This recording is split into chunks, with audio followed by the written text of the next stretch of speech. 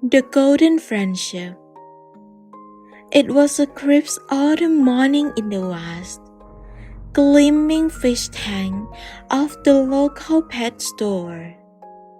The sun's golden rays danced across the surface of the water, casting a warm glow over the residents of this underwater paradise.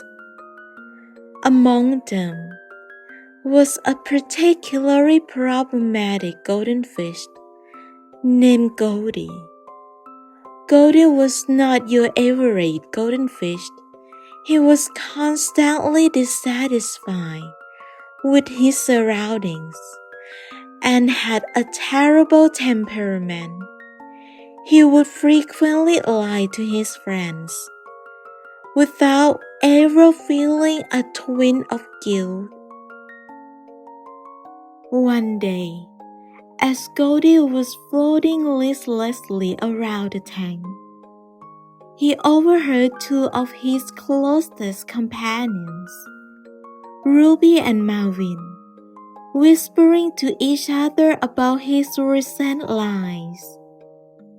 He tried to ignore them at first, but as the whispers grew louder, he couldn't help but feel a pang of unease in his belly.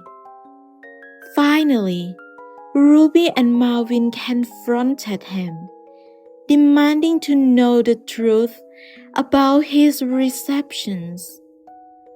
Goldie's heart sank as he realized that his days of being a popular goldfish were over.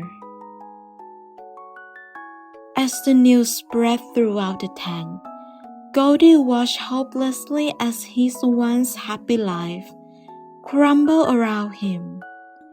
One by one, his friends swam away from him, refusing to be associated with a lying goldfish. He felt an ache in his veins that he had never experienced before, a lonely, hollow sensation that made him realize just how important his friendships had been to him. Over the next few days, Goldie spent most of his time hiding in the corners of the tank, avoiding eye contact with any of other fish. He thought back in his past friendships, how they had meant so much to him, and how he had taken them for granted. He knew that he had to make things right, and so, one morning, he mustered up all of his courage and swam up to Ruby and Marvin. His two former friends looked at him warily at first, their bodies tense and their fins clenched.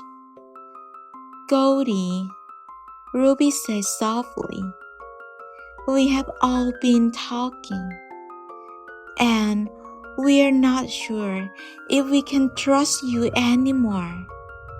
Goldie's heart sank, but he continued, "I am sorry for lying to you and to all our friends.